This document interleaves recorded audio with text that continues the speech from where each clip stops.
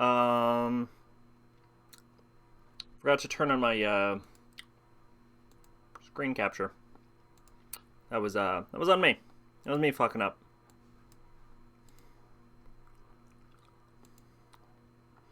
What's going on? Am I audible? What's up? Hello. What's going on? Am I audible? Okay. Sick. Alright.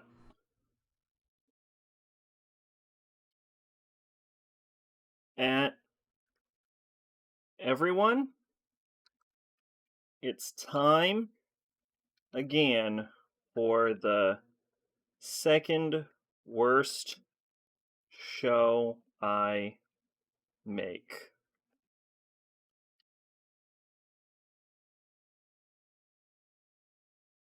SACing MAL. Exclamation point. Alright. Let's turn off the taskbar because it makes for a more pleasurable viewing experience. And let's move over to PC. Streaming. Hello, everyone! I'm Sacrabolic, your envoy of hope. Welcome back to the second worst show I make. It is SACing MAL, not to be confused with the new show that I have started called SACing MAL Eternal, which is even worse because, at very least, SACing MAL is relevant to modern anime. And SACing MAL Eternal is not. First thing we're going to do here is actually go and turn on mouse capture because I have that off whenever I don't do this show. And with that, let's head on over. It is the Winter 2022 season. As an update, I have still not finished watching the anime we chose in the 2019 season. So, couple years behind, but hey, at least we're up to date on what has come out. At the very least, we're up to date and we know what is out now. Okay. Starting off with Shingeki no Kyojin, the final season, part 2. I wasn't aware they split Shingeki no Kyojin, the final season, into two cores. But obviously this is the second core of the final Attack on Titan season, which I think I have here. Obviously, I'm just going to watch them back to back, so no reason to add that and fill up my watch list. I think that's what I'm going to do from now on, is if I'm planning to watch the entirety of something, I just won't bother adding in the new parts of it. I'll only add in the first part because it's implied I'm going to watch it. Kimetsu no Yaiba Yukaku Hen, Demon Slayer Kimetsu no Yaiba Entertainment District Arc. I thought this was already out. I'm not gonna lie to you. I thought this came out last year. What is this? Mugen Train Arc. Oh, they split it into two cores. So I watched that movie for no reason. Is what happened. Yeah, I watched that movie for no purpose. Well, okay. Sure, I will watch the Entertainment District arc. Everyone says the show's really good, and it got better towards the end, so I guess we'll see what's going on, even though there's now a polygamy controversy with this show, but what the hell do I care? I love how it has an 8.6, and I don't even know if it's wearing yet. Oh, it started airing at December 5th, so there you go. It's airing right now.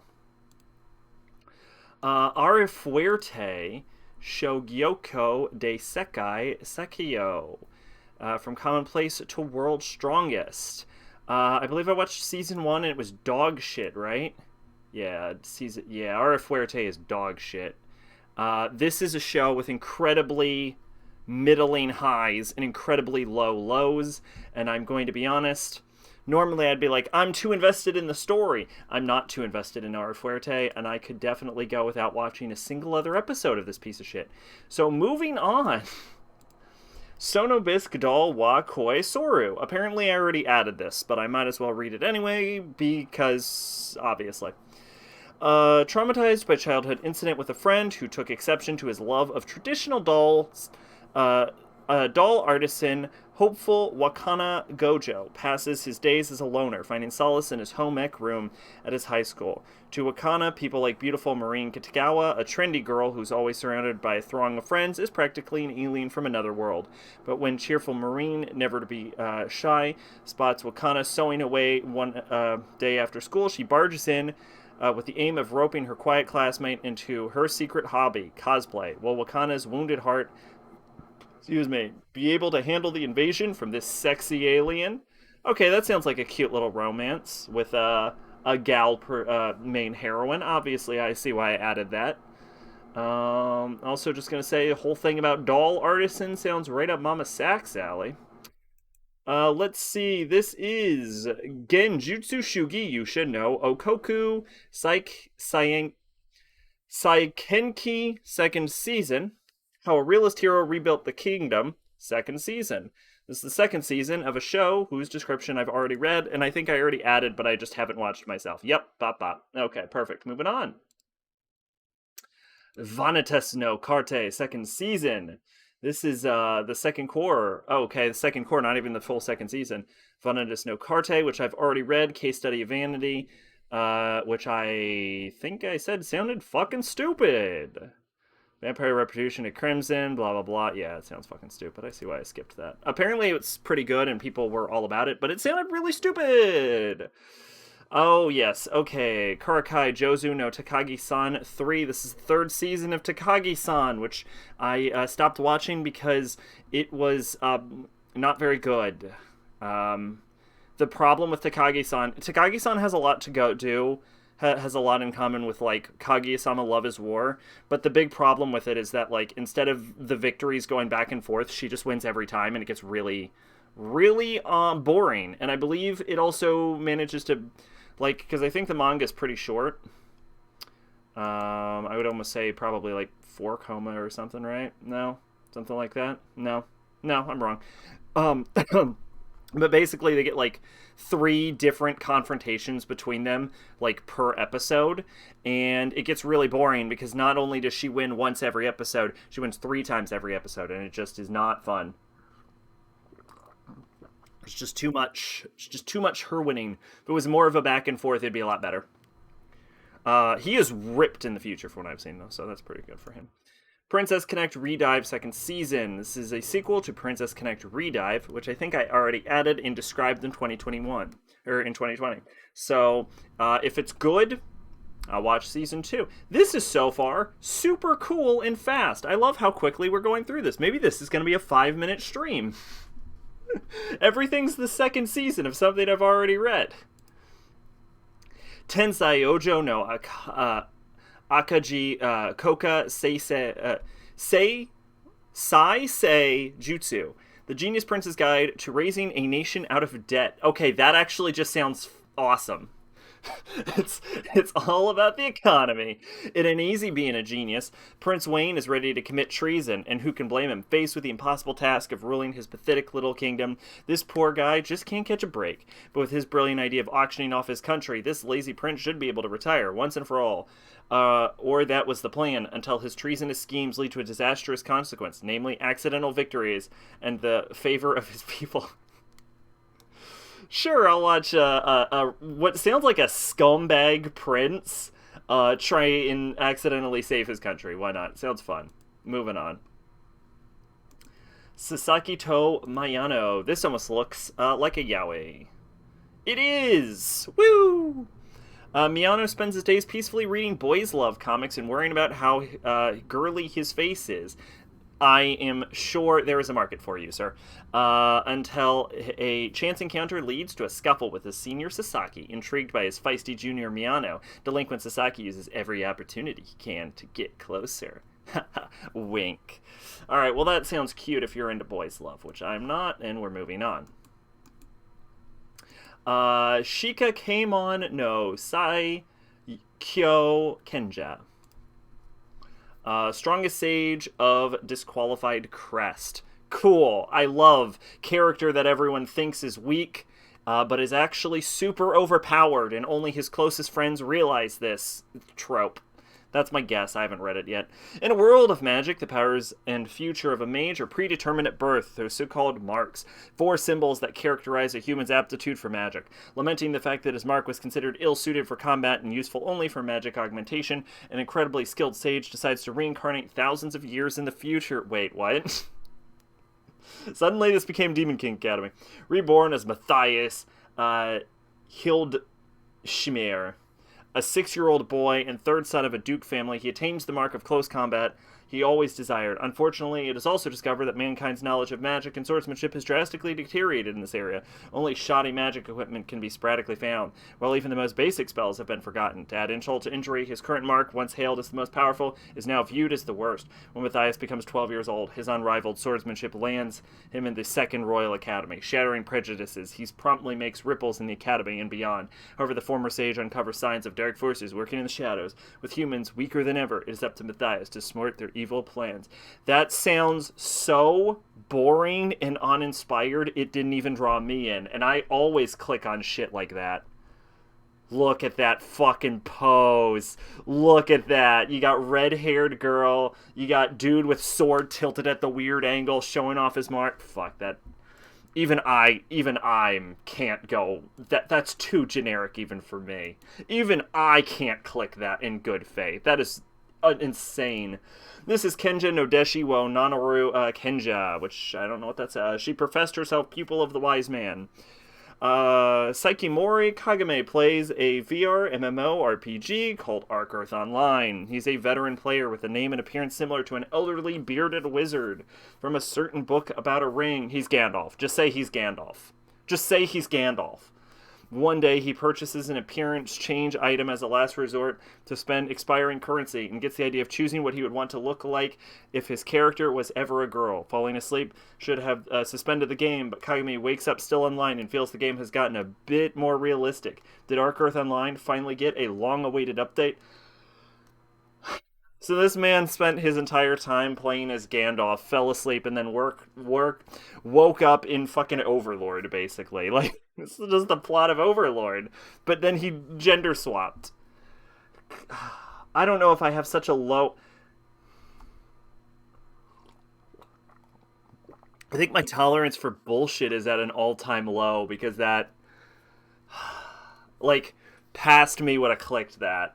But I'm like, oh god, I don't even know if I can in good faith. I think I am interested in seeing where this is going, as long as it's like a 12-episode show and not like a 24-episode show. So I think I'll give it a shot, because it sounds like this will be a quick watch, and if it's, not worth it, fuck it, Not that much of a time sink. Alright, this is Barao no Soretsu. Requiem of the Rose King. Okay, that's an interesting title. But this image is a lot less interesting. We got generic white people, one really grumpy Hubert motherfucker, and then the main character looks like a colossal, memeable edgelord.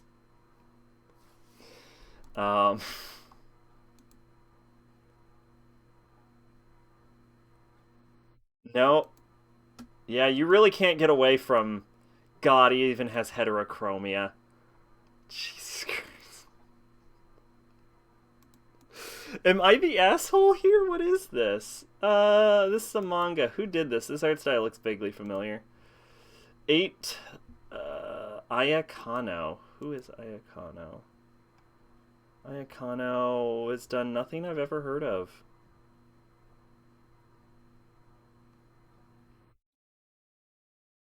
The crown of England has been hotly contested throughout history and in the Middle Ages. A series of great civil wars became known as the War of the Roses.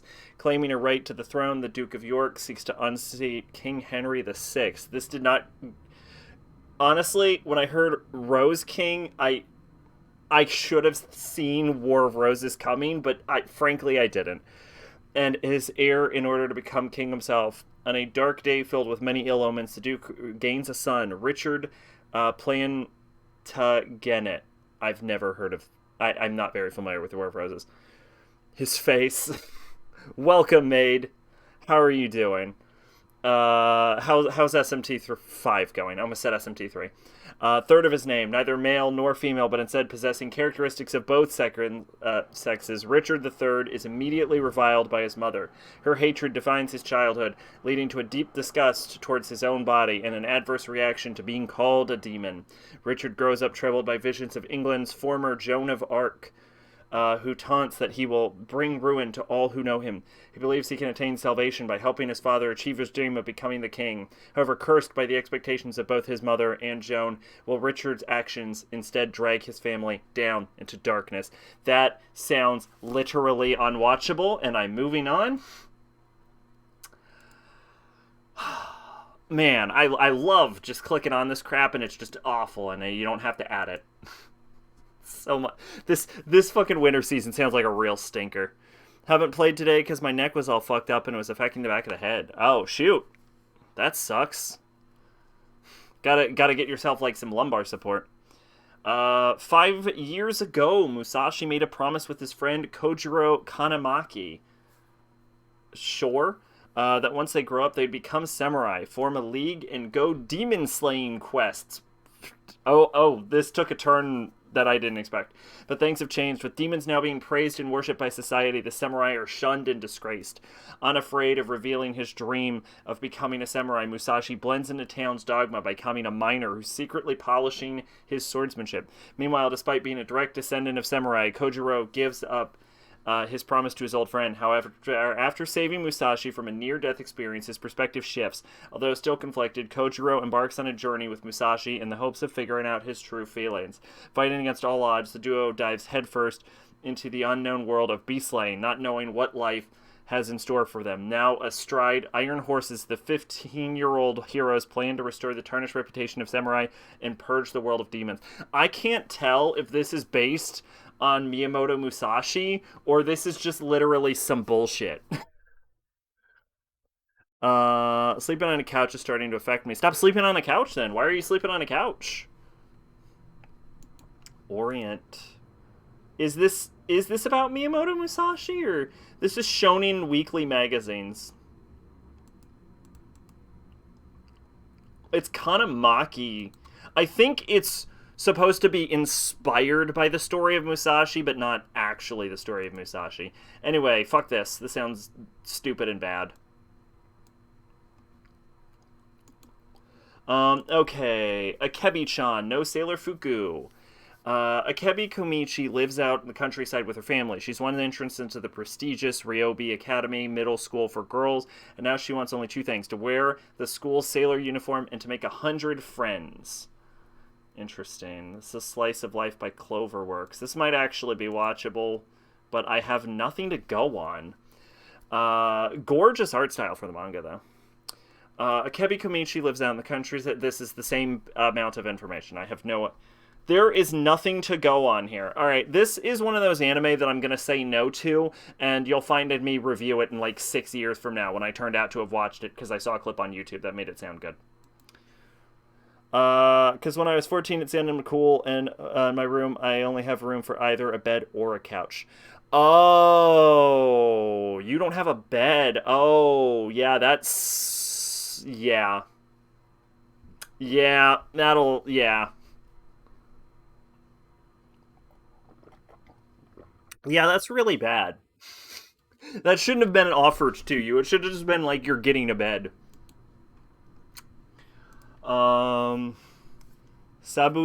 Sabi Kui Bisco. Rust Eater Bisco. My mom wants to take me futon shopping. Great idea. Futons are also terrible for your back, by the way. As someone who slept on a futon for a good 5 or 6 years, nothing can beat a real goddamn bed. They tried to talk me out of it. Yeah, they should have. They should have done that. A plague-like wind blows across the arid, sandy expanse of the post-apocalyptic Japan. As it sweeps over the living and non-living alike, rust is all that remains in its wake. The cause of the catastrophic state of the world is believed to be mushroom spores. Bisco Akaboshi, known as the man-eating mushroom, is a wanted criminal archer whose arrows instantly grow mushrooms wherever they land. However, he is in truth a mushroom protector, a person who spreads fungi in order to enrich the land and return it to its previous state. Alongside the crab Akutagawa and a young doctor, Milo Nekoyanagi, Bisco ventures through the wastelands of Japan searching for the legendary sabikui, a Panasian mushroom said to devour all forms of rust. That sounds terrible. That sounds so bad. I didn't feel the effects till like last year.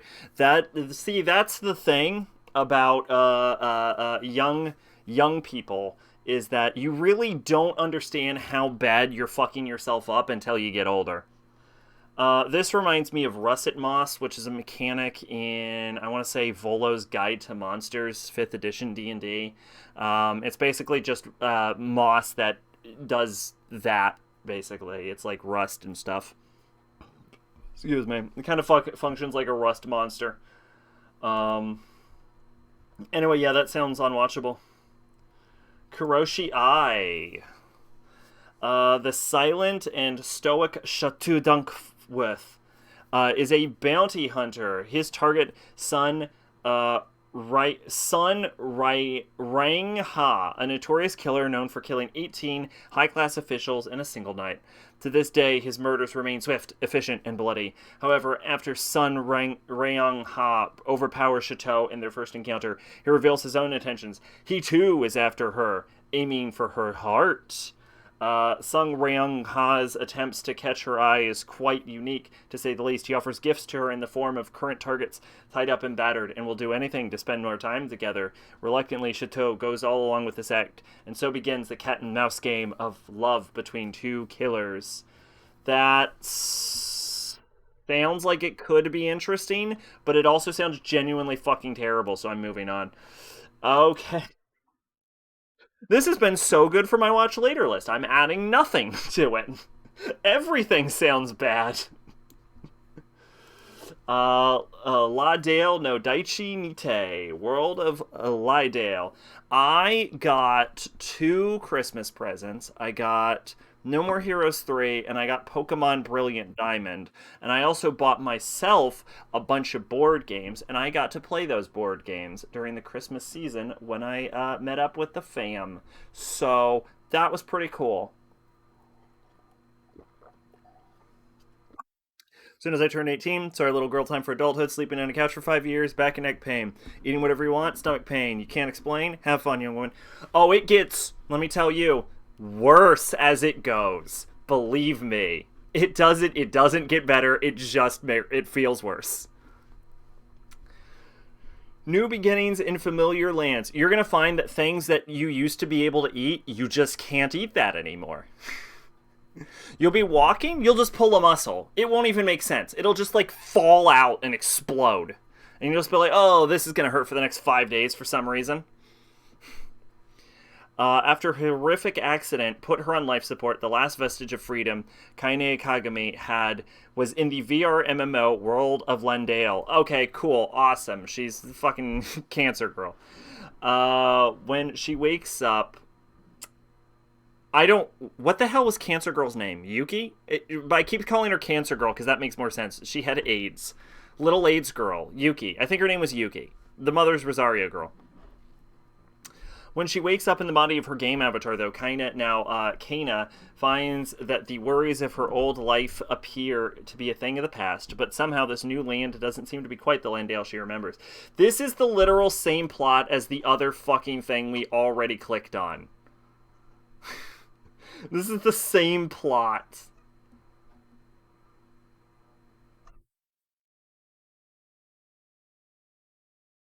Of Kenji Nodasha. This is the second thing with this exact plot. Yeah. Honestly, this one sounds more promising. Like, I think the idea of, like, a girl who, like, can't move but suddenly wakes up free, but also the world's super fucked up because she's stuck in presumably an absolutely awful, like, VR game. I think that there's actually more potential for this one than there was the other one. Already happened, Sec. I pulled a groin muscle earlier this year. I had to shift how I sit because it hurt. That'll happen. It just gets worse. That's the thing. That's what I want to stress is it keeps getting worse. Doll's front line. Any relation to girls' front line? After the Third World War, nations devastated by biological warfare no longer have the ability... That's too real, by the way. There's already hints about biological warfare in World War III. Devastated by biological warfare no longer have the ability to protect the wastelands, so defense of these territories is left to private military companies like Griffin and Kryuger, whose android soldiers or tactical dolls are tasked with fighting the rogue android army of Sangvis Ferry, now M4A1. The indecisive but potentially capable leader of the elite anti-rain team must protect her comrades in a series of operations to try and regain the upper hand against Sangvis Ferry. This sounds terrible. Wait, is this Chinese? Other...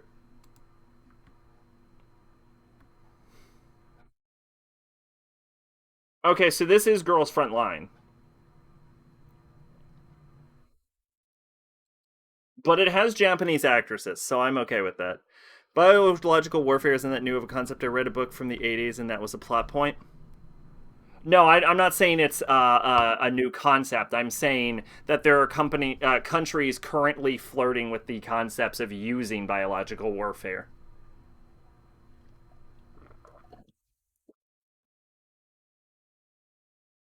Like, China is pretty open about it, but one could imagine other countries have looked into the idea as well.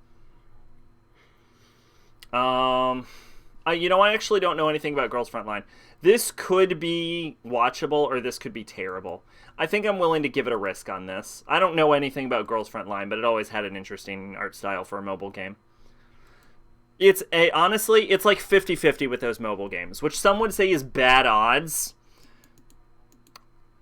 And those people are right. Um, Fantasy by Shoujo Juniku Ojisanto. A dull old man. Ow, God. Do I have like a sand spur or something on me?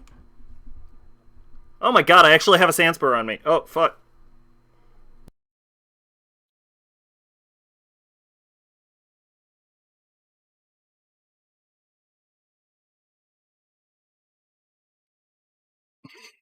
Ow. Okay. Fantasy by Shoujo Juniku Oji Santo. A dull old man and his handsome best friend were summoned to another world by a naked goddess. Sure. However, because of the goddess's mischief, he turned into a peerless, beautiful... What is the other thing? What the fuck is happening this season? To get his body back, he has to go on a journey with his best friend to defeat the Demon King, an old man that became a beautiful... How is this the same plot? And a handsome old man let madness-filled rom-com journey in another world begin? What? Wait, it's a rom-com? Is he gonna fuck his best friend?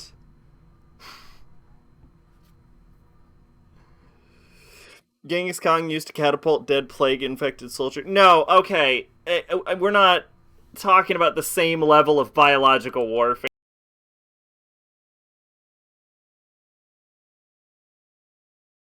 throughout history, but there's a difference between like covering your arrows and shit and unleashing a biological like weapon that infects everyone and like causes their hearts to stop. Like there's a difference between them.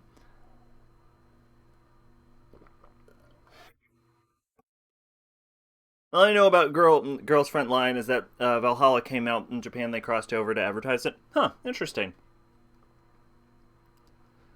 Um, it looks so cute, but it sounds so bad.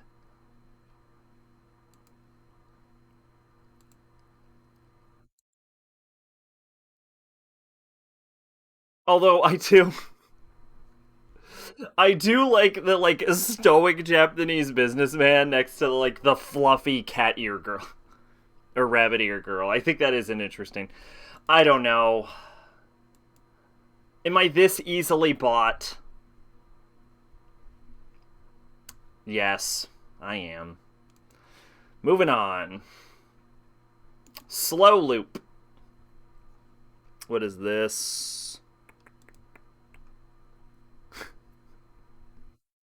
Man, it looks like Jill lost a fight.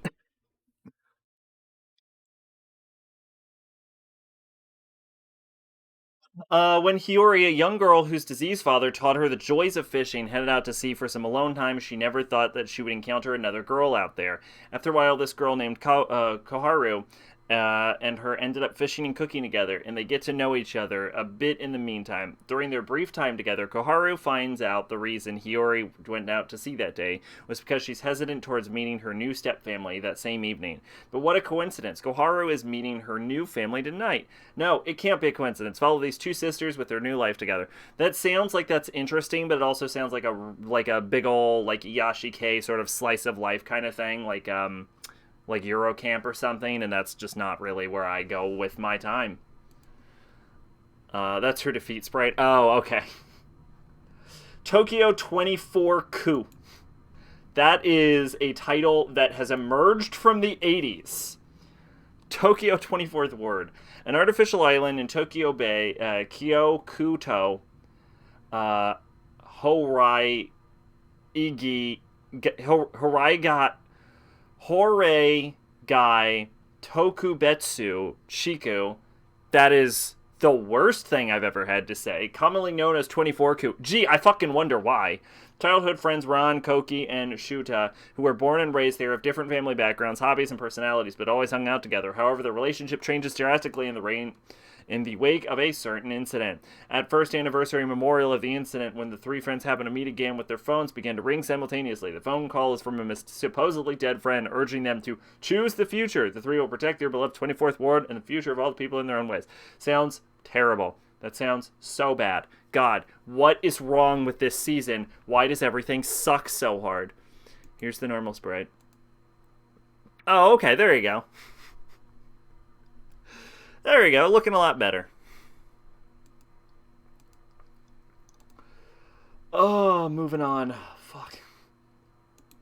At least I don't have to worry about my watch list. This, with how terrible everything sounds. Futsal Boys. This is clearly about boys playing soccer. The franchise's story is set in a world over a decade after futsal has skyrocketed in global popularity. Protagonist Haru Yamato watches the championship of the U18 World Cup and is inspired by Japanese player Tokinari Tenjo G. He joins the Kyo Academy High School's futsal team with the goal of becoming a player like Tenjoji. There he finds friends and together they face their rivals. Cool. Okay, moving on. Nobody cares about soccer. What the hell is futsal, actually? I kept calling it soccer? What the shit is this? I'm just gonna assume it's soccer. No, I should find out what futsal is.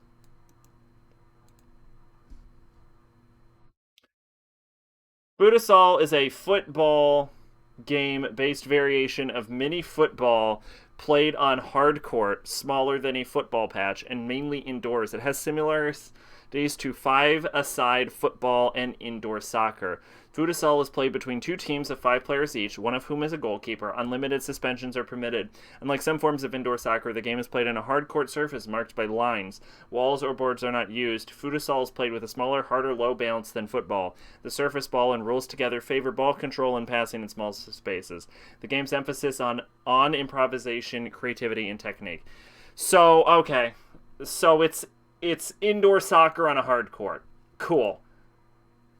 I love how it's indoor soccer on a hard court, and yet all of the promo images show them outside? It's on grass! So it's not fucking futsal then!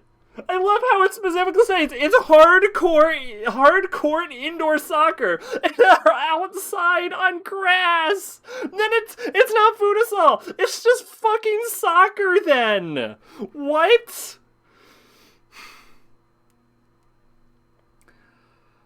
I'm not adding anything to my watch list. I gotta show I can finally take off my plan to watch. Obviously, I'm gonna be honest. Going through this season, there isn't really anything worth adding to your watch list. I love how they had one job and they fucked it up. Okay, obviously I don't care about a show about a sport I didn't know about that they don't even look like they're playing right. Okay, Hako Zume Koban Joshi no Gyokusho. Female police officer Kawai had enough of a career she wasn't even that into and was about to hand in her resignation when the unthinkable happened. She met the new female director of her station, and after spending a little time with this gorgeous role model, Kawai realizes that maybe she isn't quite done at being an officer after all. Is this a girls' love series? No, it's a comedy slice of life. Huh. Police in a pod. I don't know. This could be fun. This could be a fun watch. Anyway, what'd you watch? Tribe 9 again? Is this a remake of Tribe 9 or oh no, this is Tribe 9. This isn't. What was I thinking of? Tribe 9 is isn't that the Danganronpa? Wasn't that made by the Danganronpa creator?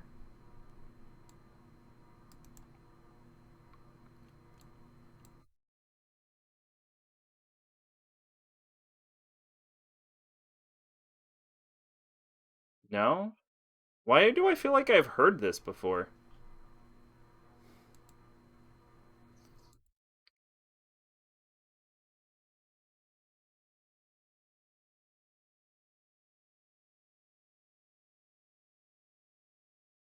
Oh, maybe it was done. Maybe the reason I've heard of this is because it was done by the Danganronpa artist. Oh, I bet that's it. Theme song by Miyavi. Oh, nope, Kodaka. Nope, I was right. I was right. Princess Jellyfish. I know Mama Sack really liked that, but I never watched it. Haru Shirogane is a weak-minded person who is constantly bullied while Taiga has traveled from across the sea in hopes of becoming the strongest man in the world. One night, the two meet up with Shun Kamiya, the strongest XB extreme baseball player and the leader of the Minato tribe. When they meet, each of the tribes scattered throughout Neo Tokyo are about to face a major threat. On the orders of King Neo Tokyo, Hotenshin, from the Chiyoda tribe, led a mysterious Ojiro Otori, has started to take control of all tribes in the country. Their evil clutches are about to reach the Minato tribe. I'm gonna be honest, I'm lukewarm on the idea of the game that's coming out. I certainly don't give a shit about this anime. I'm gonna put it out there. Kodaka's not that good of a writer. Sorry, he's just not. Yeah, I saw the Fist of the North Star Blu-ray. Is that like every episode? Kaijin Kaihatsubo Bu no Kuroitsu-san.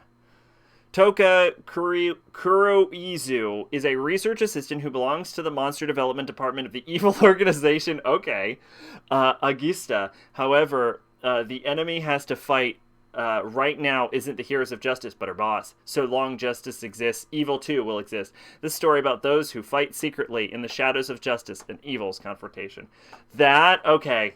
So, here's the thing.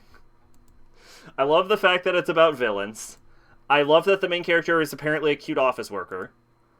And I love that there's just a straight up wolf girl. That's pretty good.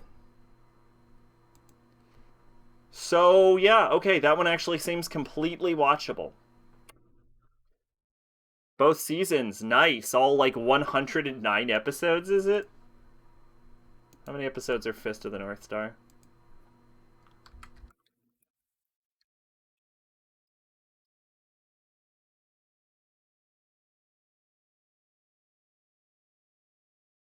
Oh, more than 109 episodes. It's 109 episodes for the first one, and then 43 episodes after that, and then 3 episodes. So, 145? I'm bad at math.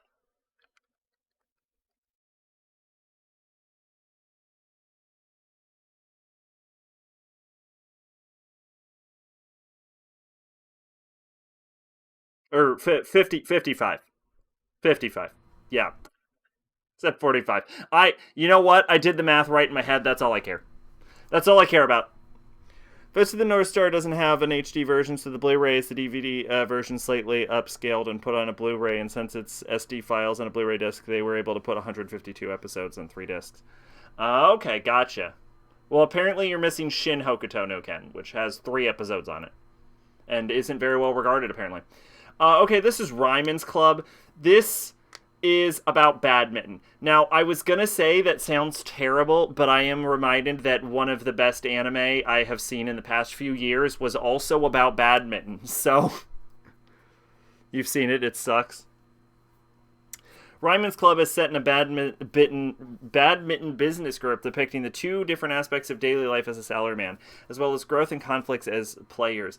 The anime follows Mikoto Shiritori, a prodigy badminton player who suffers from a trauma following the loss at an inter-high tournament. He becomes a salaryman at the Sunlight Beverage Company and befriends Tatsuro Miyazumi, the best performing player and salesman in the team. This, hear me out, sounds not terrible, actually.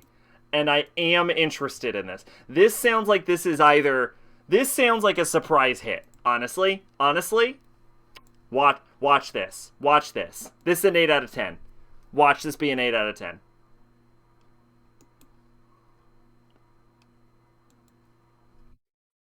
Okay, Genso Sangokushi Tengen Raishinki.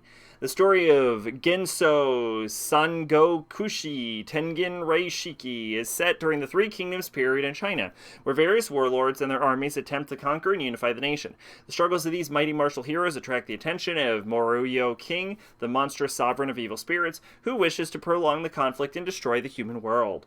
To oppose the evil Moruyo King, an organization called Tengen forms anti-Moruyo armies to do battle over China, but when the 6th anti-Moruyo corps suddenly wiped out, a ragtag band of adventurers is gathered to replace them and form the new 6th anti-Moruyo corps. I honestly don't give a shit, but what this does make me want to see is I would actually love a just straight up, like point for point, multi-episode anime adaptation of the 3 great novels of China, which is Romance of the Three Kingdoms, Journey to the West, and the one I can never remember. 3 great works.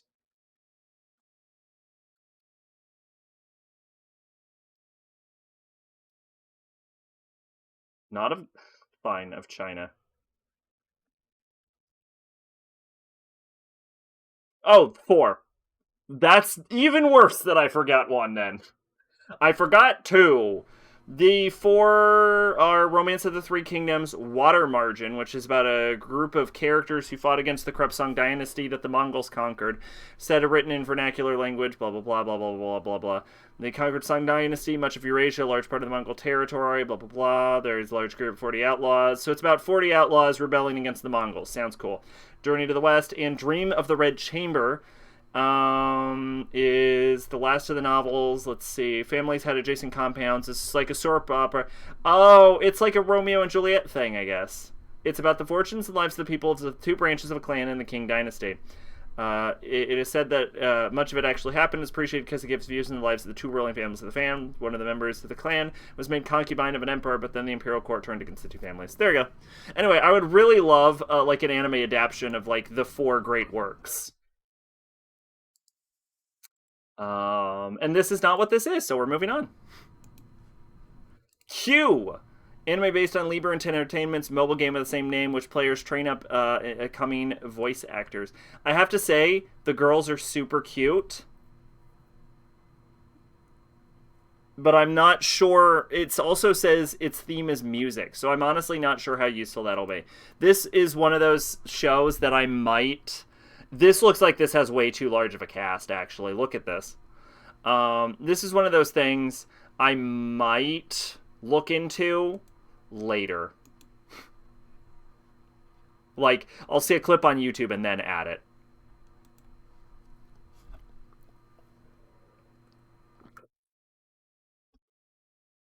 Sayuki Reload, Zero In.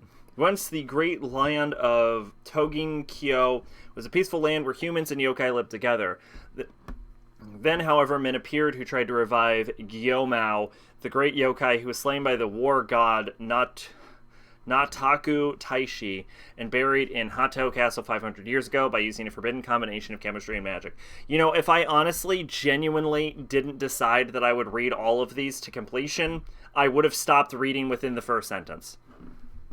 Excuse me. This already sounds terrible.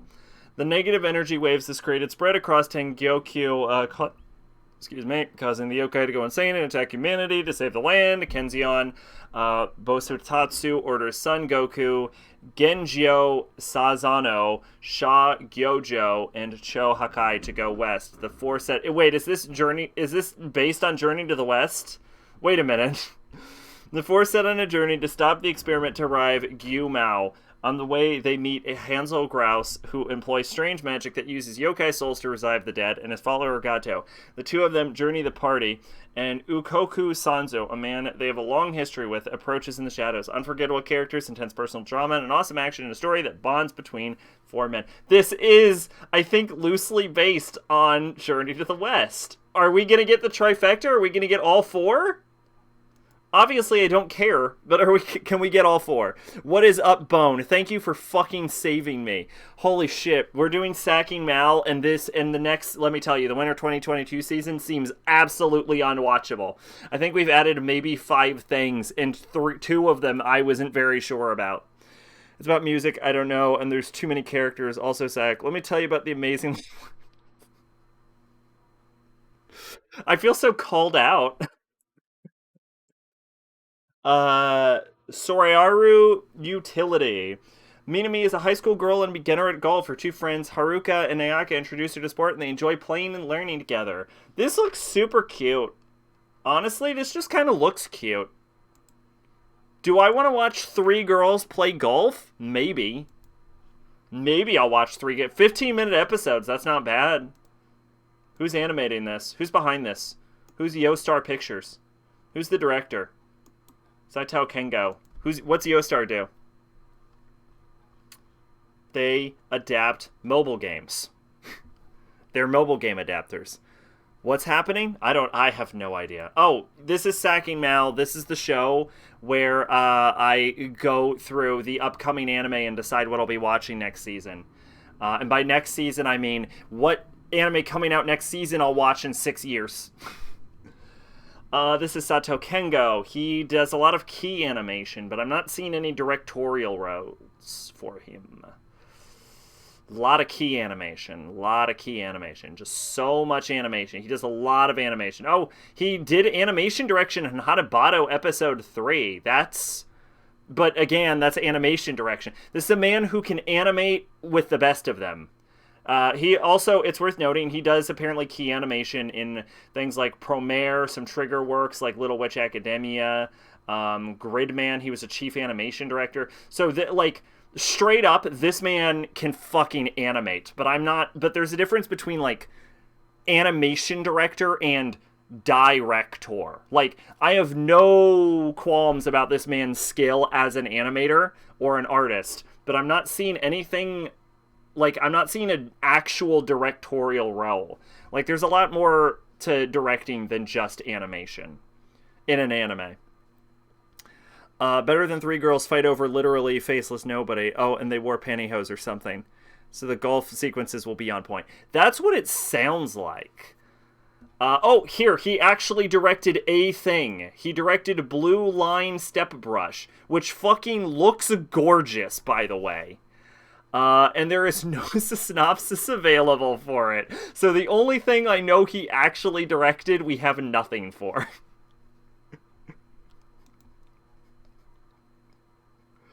Okay, you know what? I'll give it a shot. Fuck it. Fuck it. Why not? Kanashiki Debuneku-chan. You got any recommendations? I gotta throw something on when I get home. Any recommendations in general, or any recommendations for the new season? Because for the new season, my answer is a hard no. My recommendations for winter 2022 is if you liked the previous season and they're making a new season, watch that because everything else sounds terrible.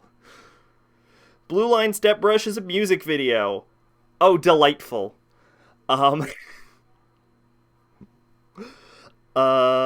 new stuff in general. Honestly, I haven't watched anything really for the past 2 or so years. I'm still on that 2019 grind, to be honest with you. I think I watched some 2022 shit, or some 2020 shit. Let me see.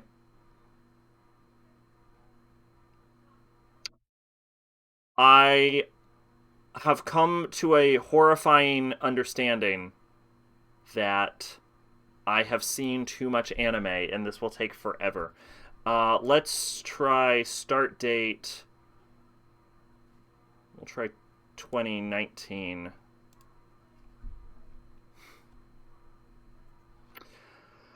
Okay, 2019 anime that are worth watching. Oh yeah, there's a new season of Agretzko out. Assassin's Pride is pretty good and it's pretty underrated. Obviously there's a new season of Baki. Don't watch the new seasons of Hiroaka. um, oh yeah, the adaptation of the first Boogie Pop novel was pretty good. Um, Copcraft is good if you can get over the fact that it has the worst animation imaginable.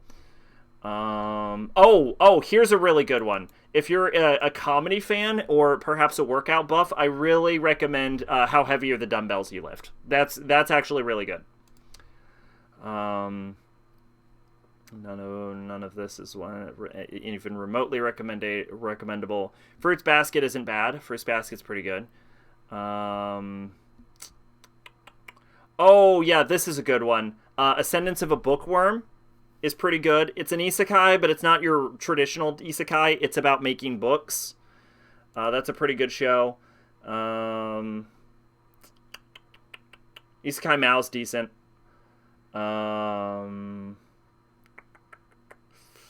Kaguya-sama Love is War is pretty good. Kaneda no Astra is pretty good. A lot of people like Kimetsu no Yaiba. I thought it was terrible. So I'm a Spider, So What is pretty decent. Love Live. Obviously. Love Live is good. How's the new one? I've only watched, I think, the first season of the new anime. It's basically just a redo of the old one, but I like it. Toru Honda was my first waifu. The Lie of Fujiko Mine. That's a movie, though. But it's a pretty decent movie. Let's see, Miru Tights, Nanatsu no Kaizai. What the fuck is this? Oh, My Life as a Villainess. Okay, My Life as a Villainess is really good.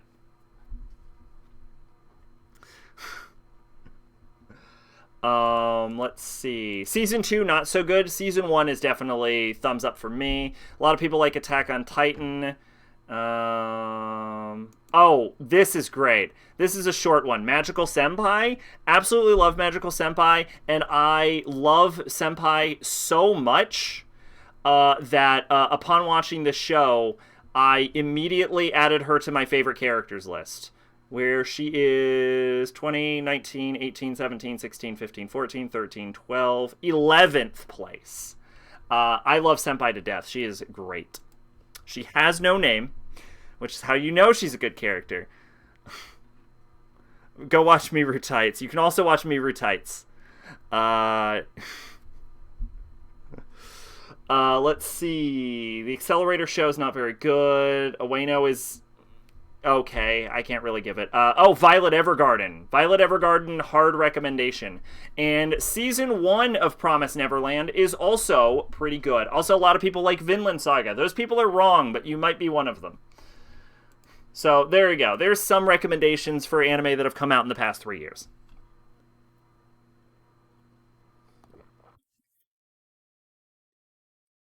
Anyway, Kanshiki Debu Neku-chan. It all depends on what you're into. I could be a little more specific about what I just mentioned if you give me a rough approximate of what you're looking for. The anime story centers on a cat named Maru, adopted by a girl named Anna from a shelter in Matsuyama City. Loved and well fed by the family, Maru gets rounder and fatter every day, spending most of his days sitting by a window and looking at the garden outside. When the family gets a new cat named Cursir, and begins doting on it, Maru gets jealous. In a fight with Cursir, Maru is hurt by the family's words to him and follows the advice of another cat to leave and see the world. Mirror Tights looks like horny bait. Oh, it is that exactly. Yes. Something I don't have to give a lot of attention to enjoy. I would argue that was everything I just said. In my opinion, I don't watch a lot of crap that you need to pay attention to. So I think everything I just said counted that as that, frankly. I don't think any of that was incredibly deep or anything. If you want to just straight turn your brain off, though, Baki, hard recommendation. It's about people fighting, and it is quite possibly the dumbest anime I have ever watched in my entire life. You can think about it, but doing so will hurt you. Because Baki doesn't care about your logic.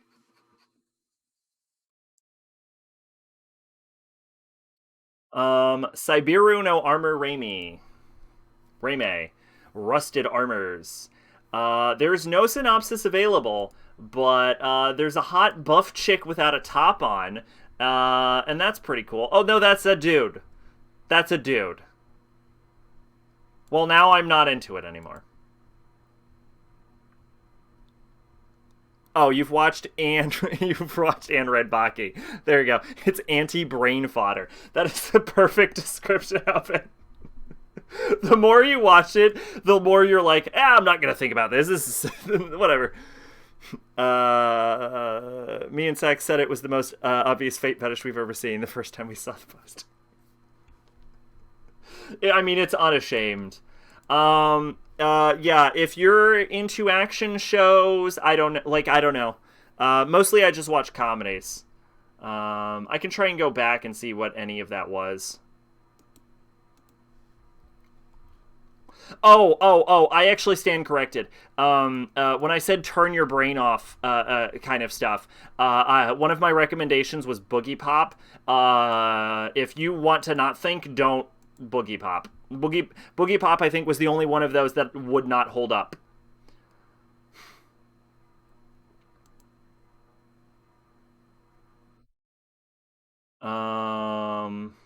Promised Neverland is a little too.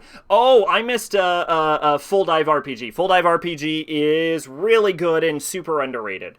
But yeah, I would recommend that. Assassin's Pride. Honestly, Tenjina-sama, pretty funny, pretty short. Honestly, you can watch that in one sitting, I would guess. So that's pretty good. So, not Kanata no Astra. Love Life. Yeah, there you go. Violet Evergarden is too heavy to go after work. Kaguya-sama's a little turn your brain off, not gonna lie. My Life is a Villainess, also a very good suggestion. Ascent of its Bookworm might be a little too brain heavy. Might not be able to mellow out, little too much. Isekai Mao was a good choice, though. For sure. So's Kimetsu no Yaiba. That doesn't really require a lot of thought. And Vinland Saga. Actually, some people think you can think about Vinland Saga, so maybe not Vinland Saga. Same thing about Attack on Titan. Some people think those are really deep. I completely disagree, but some people think they are, so maybe avoid that. Mirror Tights, obviously, top tier on that one. And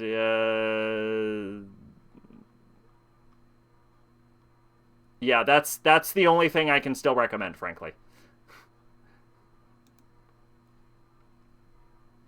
A lot of OVAs from 90s are no just blood and gore. That is true, but Bone said recent anime, so that's why I limited it to the past 3 years. Attack on Titan pisses me off. I'm interested in finding out why. I'm also not an Attack on Titan fan, but I'm interested in why it pisses you off.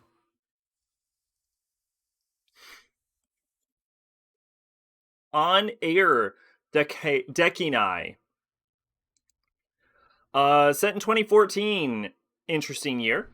The anime follows the adventures of 23-year-old Mafuneku, a newly minted assistant director who joins TV production department at Tokyo Hichiko Television, only to discover the glamorous and glitzy life of working behind the scenes making TV shows involves strange and inexplicable tasks, such as gathering 300 acorns and making a mosaic out of images reflected in the camera lens. Despite surrounded by chaos, setbacks, and weirdos, Mufuneku struggles to become a fully fledged TV producer. Honestly, when I heard TV producer, it sounded terrible. But that doesn't sound bad, actually. That sounds like a watchable show. I liked season 1. I agree, I also liked season 1. It had something decent and just shat the bed. Stopped reading at volume 18. You should watch new Sword Art Online stuff. Thinking about that show is a mistake. I will defend Sword Art Online. Sword Art Online gets so much hate, and it isn't deserved. Is it a masterpiece? No. It isn't. But it is not as bad as people say it is. It is just straight up dumb popcorn entertainment. So actually, there you go. Sword Art Online. Perfect. It's just dumb popcorn entertainment.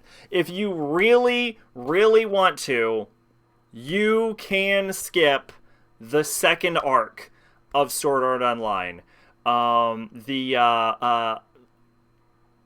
Aincrad arc, the Flying Fairy arc or whatever bullshit.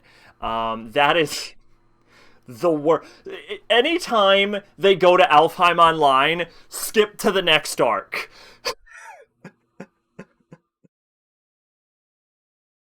To skip the stuck. Yeah.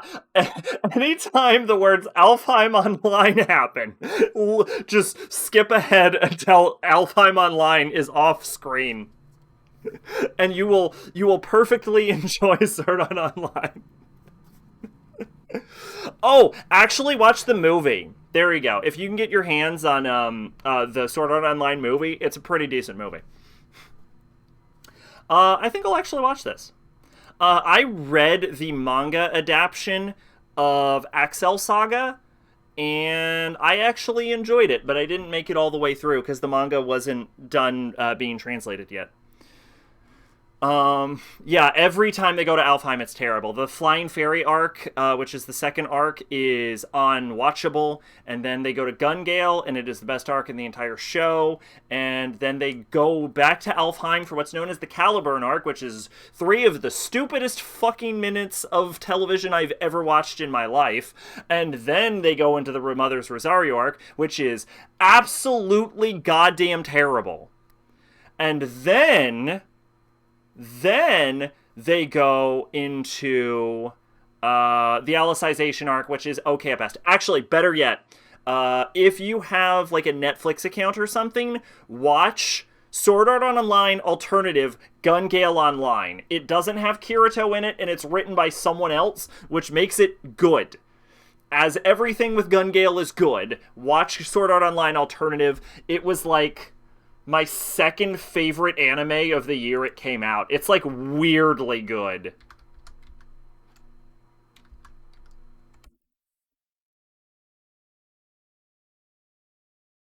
Yeah, right here. Sword Art Online Alternative Gungale Online. It was written by someone other than Reki Kawahara. Is that correct? I believe it is Reki Kawahara, right? Yeah, it was written by someone other than Reki Kawahara. It was written by Keiichi Sigasawa, so you don't have the terrible writing mistakes that SAO is normally associated with. It little bonkers with the plot, but yeah, genuinely great. You think after everything that happens when they do bad shit happens, you gotta have hella PTSD, like they're fucking addicts. They do have PTSD, or at least Kirito does. Out of curiosity, what's your favorite Hunter x Hunter arc? York knew, actually. I find the majority of Chimera Ant incredibly boring. And I'm not talking about the ending narration. For me, that's when it gets good. I'm talking about the setup is just so fucking uninteresting as the ants just, they come out of nowhere. Like, it's like, he's like, we have an ant problem. The ants eat shit and then they become stronger. And then like 5 seconds pass and then god ants and then 5 more seconds pass and then ant king, but it's like 30 episodes. It's just not, it's not well led into. It's so fucking boring. I don't give a shit about any of it. And then the end of that arc, it's like, why do I care? I don't understand why I'm supposed to care about Miriam. Why? Because he played fucking Kamugi with the little girl. He kills that little girl, you know. Think about that. He's like leaking radiation out of his fucking body, and then he goes to her and he's like, I'm gonna die of radiation poisoning. You wanna play Kamugi until you also die, little girl? And she's like, fuck yeah, let's die together, Ant King. Fucking. There you go. There's SAC's controversial opinion of the night. Chimera Ant arc fucking sucks.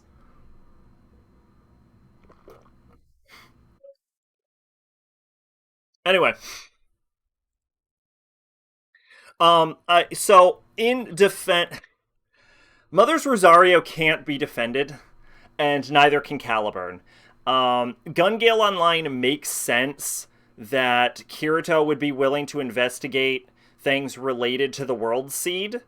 And considering Kirito is actively investigating World Seed and he is hoping to study and specialize in like AI and like AR and like virtual world creation and all that shit, it makes sense that he would team up with the government to work on the Alicization project. The only things I cannot defend is Caliburn. I will say that with the establishment that they actually care about Alfheim for some stupid fucking reason, Mother Rosario makes sense. I think it's still a terrible arc, but I will say it makes sense. But Caliburn is an indefensible arc. They have no reason to care if Alfheim is just detonated. 2011 anime did Kaito dirty. He was supposed to be shown in the very beginning, but instead he was introduced with the arc. Yeah, I do know about that. I don't care about him anyway, though. Mother's Rosario is praised as the best arc, but I always hated that shit. Mother's Rosario is not praised as the best arc. It's praised as the best arc that had an anime adaptation to that point. Alicization is generally considered to be the best arc. I think I like Greed Island the most. See, that's an interesting opinion. A lot of people hate Greed Island. I'm going to be honest, I like Greed Island, actually. I mean, it's definitely not my favorite arc. York New is top tier. But Greed Island's not actually as bad as people say it is. I definitely enjoy it. I just really don't like Chimera Ants. Let's see. Ninjala. The year is 20XX. The ninja who once forged the history of Japan were scattered across the country during the Meiji Restoration. As these ninja mingled with other clans, bloodlines thinned and they gradually faded from sight. The descendants of these ninja clans, seeking to preserve their heritage, formed the WNA, World Ninja Association. Excuse me. Why is it a World Ninja Association? Ninjas are pretty historically just Japan, in the hope of carrying on their legacy. And so, unless they scattered literally across the planet. And so, it was that WNA succeeded in developing Ninja Gum, an art which could summon forth the strength of the shinobi, and yet creating the most powerful Ninja Gum requires the strongest ninja DNA. So it was the Ninjala tournament was held, the mightiest of all ninjas could be found. This sounds unwatchable. Anyway, yes, there you go. SAO Alternative. Good show. Good show. Has an absolutely brutal kill in it, which I won't spoil for you, but I still think, I literally looked it up like 3 days ago because I was thinking about it again. I'm like, damn, SAO Alternative had one hell of an ending. Atasha Kawajiri Kodama Dayo Dangerous Life Hacker no Tadarate Sekikatsu. The story depicts a lazy, unhealthy daily life of Kawajiri who loves alcohol and anything greasy, salty, or sweet. So, like a regular human? Okay.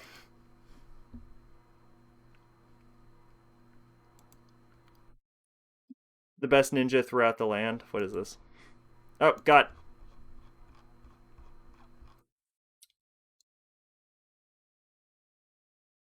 I have no idea who this fucking is. Fire Emblem Barry Goodman? I have no idea who this is. Who the fuck is this? Who the hell is Barry Goodman?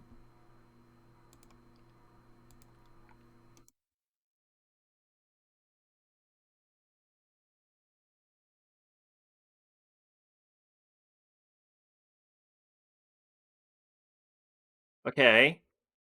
Barry from Tokyo Mirage Sessions? I Major character backup support. I've never played that game.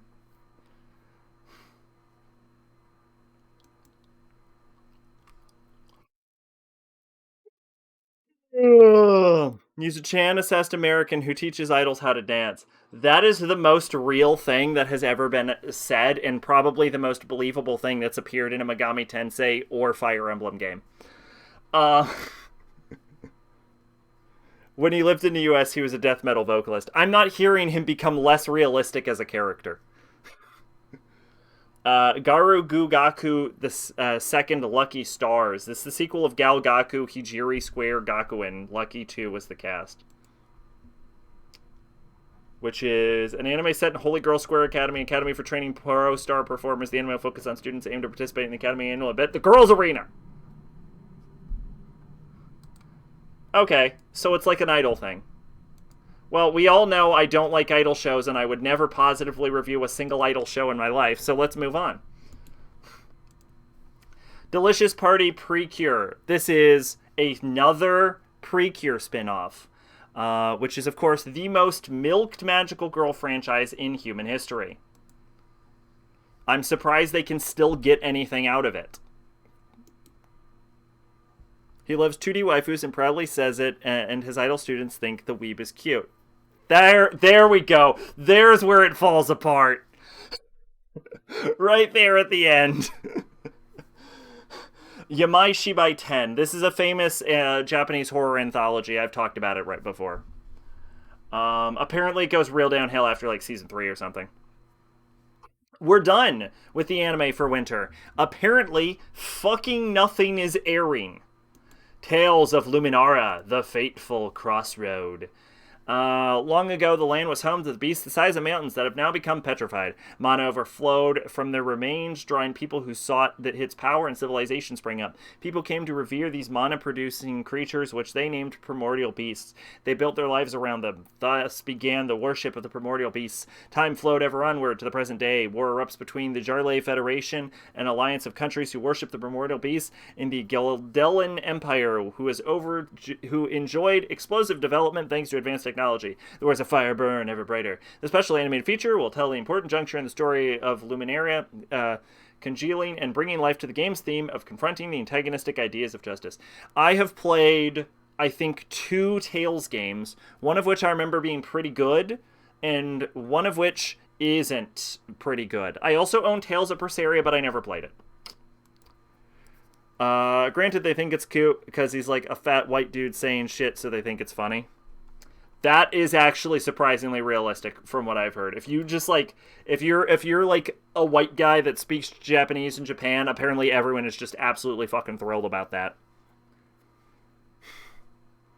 As we know, all otaku bait loves to shit on otaku.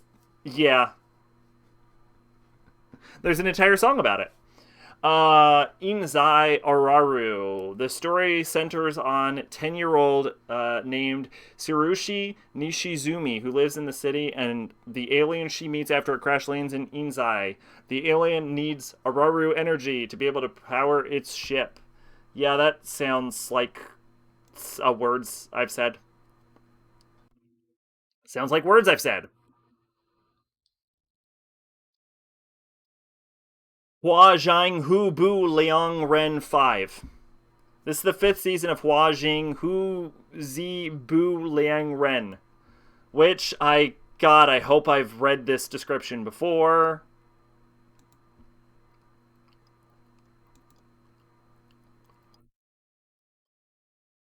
I have definitely read the description of this before, and if I haven't, I don't care. King Chen Bian Po Chan Mi Ju. This is the 4th season of King Chen Bian. Which I feel like I've also read the description of this before. Yeah, I super have. Okay, moving on. So if he was Japanese, he'd be shit on. Oh, yeah, for sure. Strike the Blood finale. I didn't know they were still making Strike the Blood. They made a Strike the Blood 4th season? They made a Strike the Blood 3rd season? Huh. I guess they made Strike the Blood 3rd season and 4th season. And apparently, like, 5th season. Cool. You know, the only thing I know about Strike the Blood is that the girl isn't the main character, and that it appeared in Dengeki Bunko Fighting Climax. The most expensive game I ever bought that was just one game. I imported it from Japan. It was like $70, and it is where your Envoy of Hope comes from. Let's go to Totsu Kuni no Shoujo OVA. This is the OVA bundled with a special side of the manga story. I actually watched this anime relatively recently, and it was okay. I probably won't track that shit down, though. Non-Biori, non-stop OVA will come up, shipped with special edition of Oto's spin-off manga Non-Biori. Remember, the OVA serves as 13 and the 3rd season of Non-Biori non-stop, which I will maybe watch one day. Wait, the girl on every fucking cover isn't the protagonist? What the fuck? No, it's the dude. It's actually the dude is the protagonist.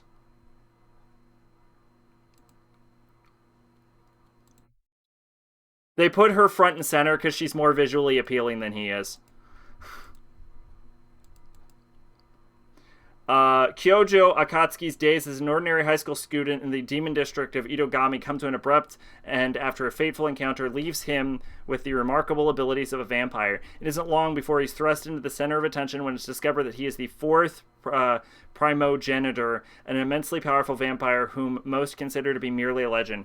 Fearing Kyoju's destructive potential, the Lion King organization sends an apprentice sword shaman, Yukina Himaragi, to monitor, and should he become a threat, kill the boy. Deemed to be the world's most powerful vampire. Forced together by circumstance, the two form an unlikely alliance as Koju comes to terms with his abilities, and they both struggle to protect the city from various emerging chaotic forces. Read the likes and dislikes on Barry's Megaton page. Okay. Like down here? I don't know where you find this.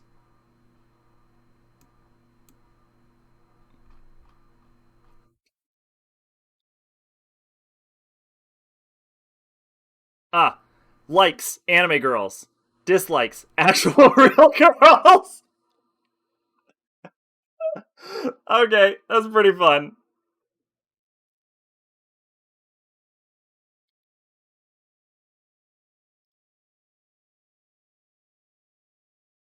Yeah, no, this dude is the main character of Strike the Blood. This is Tomewa Boku ni Koshiteru Twinkle Stars the animation. I believe I actually added this like last season and it got bumped. Because this is already added, and I don't think I added this out of nowhere, but I'll read it anyway. Hisoka, an orphan, was raised by the Yukitaka, present head of the worldwide Jinsei Corporation, with the help of his right-hand man, Daisuke. He was adopted for the sole purpose of working both publicly and secretly for his daughter, Orihime, who was next in line to inherit the business. That's why he did not hesitate when he was asked by Yukitaka to attend the same school as her and serve as her bodyguard in secret. The only problem was that her school was refined St. Cyril Girls' Academy, which is closest to the boys. He didn't know at the time, but it would be a major turning point in his life. Generic 2010s anime boy. Got it. Yeah, pretty much.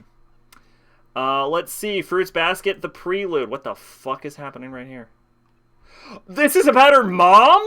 Yo, yes. Oh my god. Holy shit. Her mom is like famous for being a fucking badass. I'm in. I am so in. Film will serve as an omnibus to the 3rd season anime series, including Kyoko to Katsuya no Monogatari, story of Kyoko and Katsuya prequel, as well as new scenes written by the original creator Natsuki Takiya. Yo, the main gimmick about Toru's mom is that she was like the coolest fucking person in the world. But she's like dead before the series begins.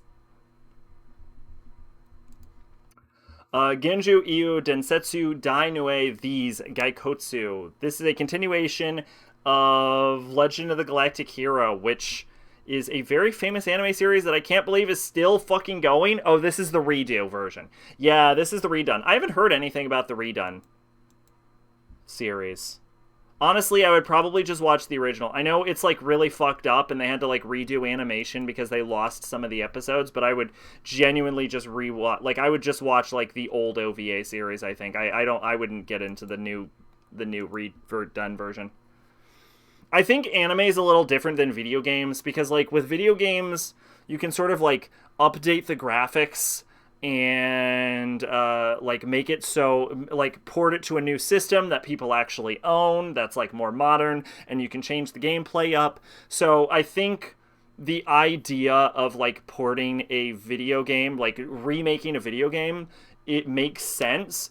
But the idea of remaking an anime, especially an original OVA series like Legend of the Galactic Hero, does not make sense. Like if you're remaking an anime because it was an adaptation of like a novel or a manga and it got botched, that's kind of different. Like if they were to make like a definitive Berserk anime, that would make sense to me. But like remaking an OVA series that's just straight up an OVA series created for the purpose of being an OVA series, like with no original source material, just like make it publicly available. I don't get why you would remake that. It doesn't make any sense.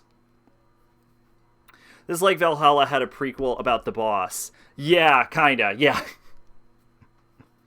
You make a remake anime like Full Metal Alchemist to Brotherhood, that works. Yeah, no. That's what I'm saying. Like, if you're remaking an anime because the original adaptation was a botch job, that's different than you're remaking an anime that was an original anime.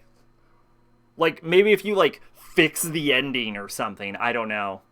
But, Demo movie, Sakura no Oto, Anata no Kanadata, Oto ga Ima mo Hibyaku. Demo memory keys. What a mouthful. Demo is a mystic character that lives in solitude, a castle all by itself. A little girl falls from the sky, not knowing who she is or where she comes from. To help the little girl back to her world, Demo comes to realize a tree keeps growing tall on the top of a piano whenever it plays. What would Demo do when it gets comfortable with the companionship it never had before? What if the little girl couldn't deal with the truth when her seemingly lost memories regained? Huh.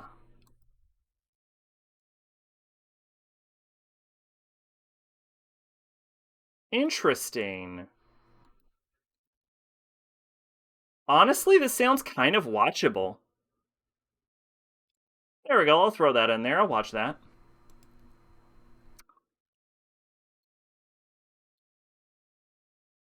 Cheek Yugi Shonen Shoujo, The Orbital Children. In the year 2045, internet and artificial intelligence have become widespread in the outer space. Following a massive accident in a space station, a group of children were left behind using narrowband and SNS, low intelligence AI, and smartphone controlled drones. They overcome numerous crises. The Orbital Children. This could be. Are we in the movie section? Or the OVA section? We're in the movie section. Then, as a movie, this could be watchable. Goodbye, Don Glees. I'm looking at what's sale on Right Stuff, and you know a show is good when a panty shot is on the cover. Talk about desperate. What is the show?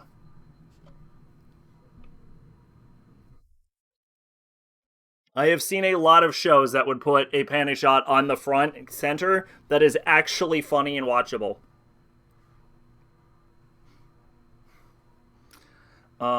Goodbye, Dunglees. This film depicts the miracle-like encounter of Dunglees boys at the end of the adventure with some friends that began during an unusual summer vacation. The boys arrive in Iceland, the land of flames and ice. What treasure have these boys found? Looking at themselves and transcending the world. Nozokimi. Okay, you know what? I've never heard of that, I don't think. What the shit is Nozokimi?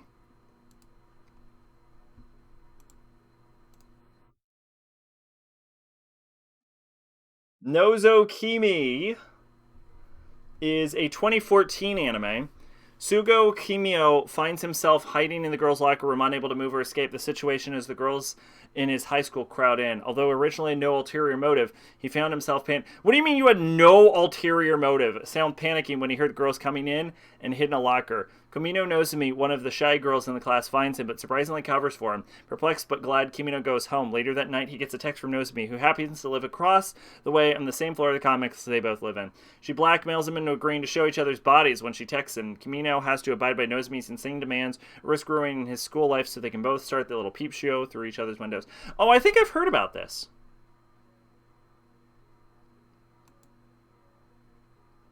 Yeah, I've heard about this. I remember this. I think I remember the manga. I didn't read it, but I did know of it.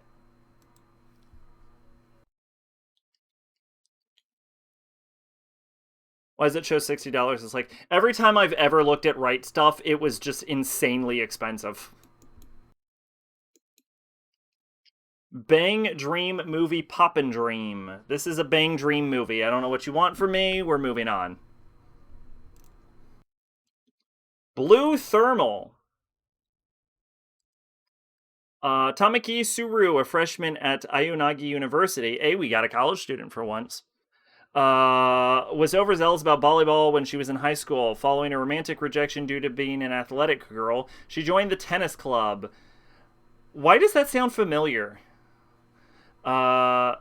In college to be less athletic. She was a volleyball player that joined the tennis club to be less athletic. Lady, I hate to break it to you, but you're basically doing the same fucking thing. One day, she accidentally hits Daisuke with a tennis ball as he was transporting a glider, causing damage to it. Tamaki was charged with a repair cost, 2 million yen, but she couldn't pay the amount. She joins the Sports Association Aviation Club as a helper. That sounds terrible. I hate everything I just read, and I will not be watching this. Funny, Right Stuff is cheaper than Amazon most of the time. Is it? Maybe for the crap you buy. Every time I go there, it's like, we want $300, and I'm like, no. Ensemble Stars Road to Show. I feel like I've read the description of Ensemble Stars before. I did, yeah, 2019. This has come up before. Mahoshoko Tensei Isekai Itara Honki Desu special. So this is a Mahoko Tensei special, which we've already read before. What is the crap I buy? Fucking, what was the last thing you bought? Like, fucking Hokuto no Ken and shit.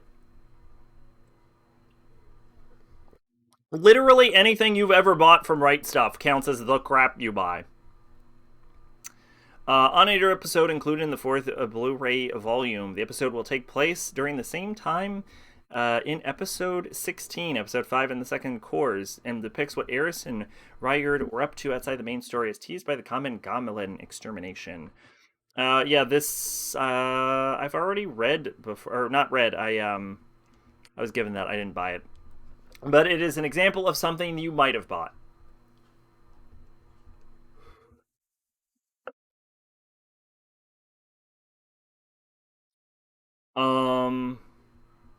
Yeah. So I actually talked about this because I thought the light novel sounded interesting, and then it came out as an anime, and I haven't had to watch it yet. I've gotten so little from Right Stuff, I could tell you everything I got from them.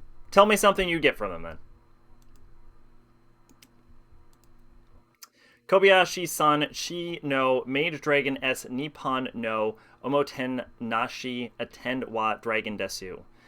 Miss Kobayashi's Maid Dragon S Japanese Hospitality Attendance is a Dragon. This is a special bundle with the 5th Blu-ray and DVD volume. Anthem of the Heart.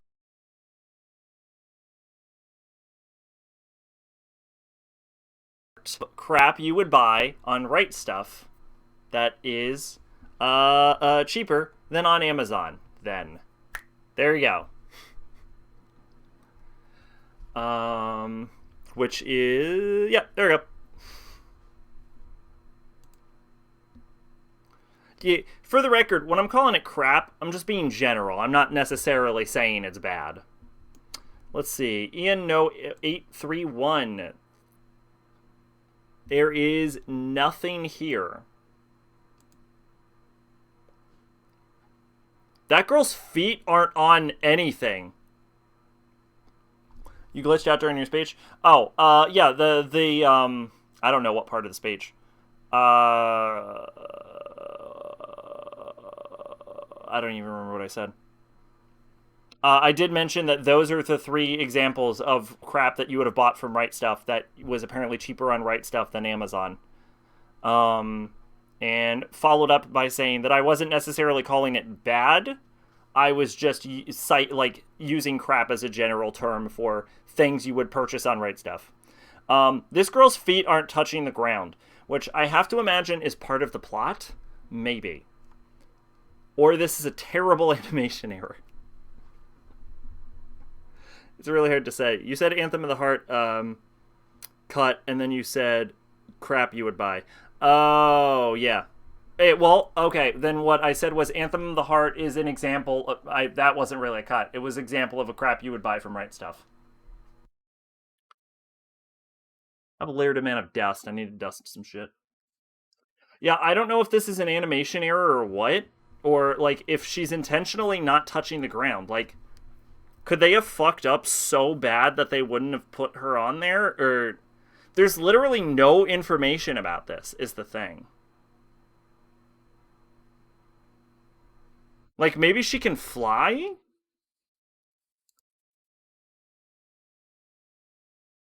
This is directed by Kenji Kamiyama, who did... He's worked on a lot of anime, actually. But has he directed anything? He directed Morbito, which is shockingly watchable.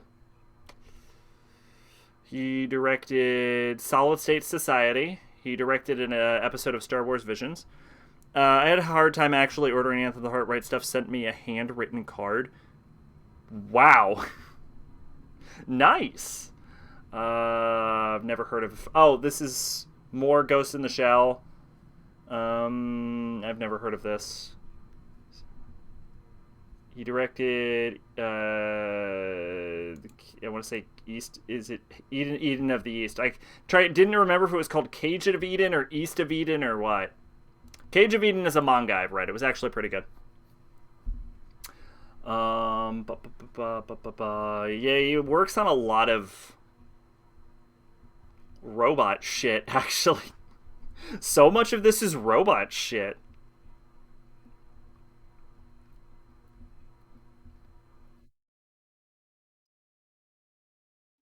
Ugh. Man likes his robots, I guess. How are they still... Like, how are people making Cyborg 009 crap? Isn't Cyborg 009 a, Oh, it's a, Shintaro Ishimori. It had cherry trees on it, and it was an apology for the issues. Well, that was nice of them. At least you got a nice little apology now. At least they tried to write it. Okay, yeah, so I don't know what this is. This is by Crafter Studios. They have made...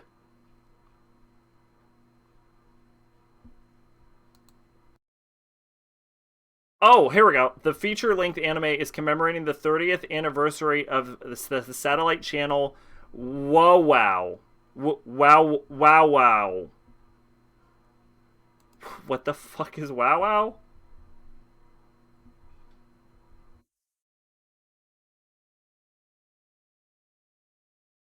I have seen so much of this.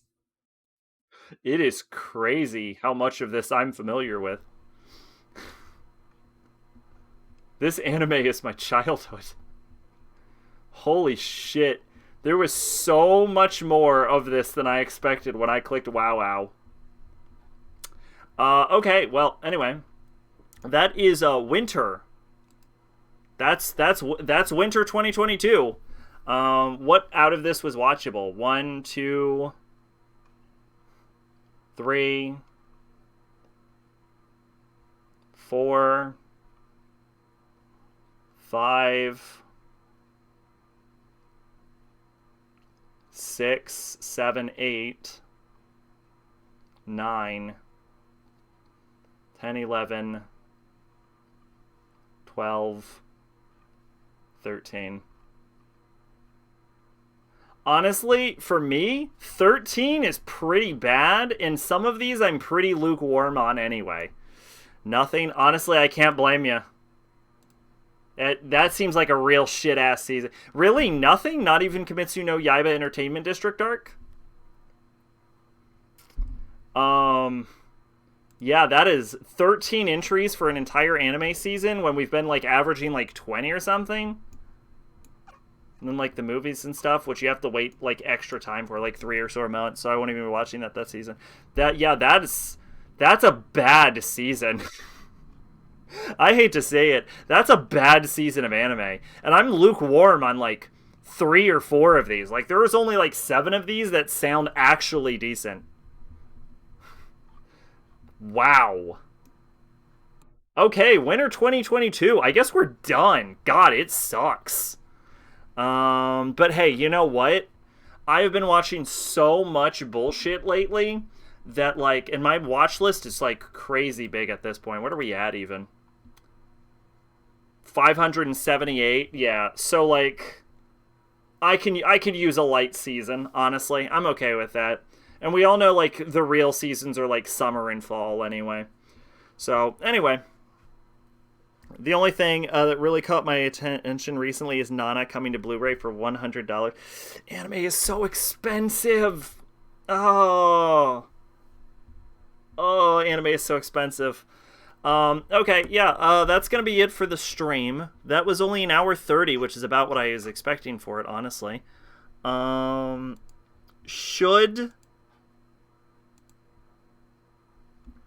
be Pokemon tomorrow, hopefully. I'm still having the issue where I don't want to do it. I'm still a bit burnt out, but hopefully I can drag my ass out of No More Heroes to play some fucking Pokemon for everyone. But yeah, thanks for stopping by. Maid, shout out to you. Thanks for chilling, watching me read a bunch of anime listings no one gives a shit about. And I can say that pretty confidently because most of the listings sucked this season. And yeah, thanks for Bone, who has left at this point, but just thanks for stopping by, Bone. Know that you were appreciated. And anybody else who popped in for 11 seconds and didn't mention it. Oh, it's a Steelbook? Oh, there you go. I get most anime for at most $60. I get most of my anime for $20. When I buy actual Blu-ray copies of it, not when I just purchase streaming rights, or well, not streaming rights. Like when I stream it, it's a lot less expensive. Like a Crunchyroll account is like $7.99 a month. But anyway, yeah, thanks for stopping by, everyone. Hope you had fun. I said for most. And yeah, Pokemon tomorrow. Have a good night, everyone. Oh, 20 to 30 is the norm. Okay, there you go. See, that's what I spend usually.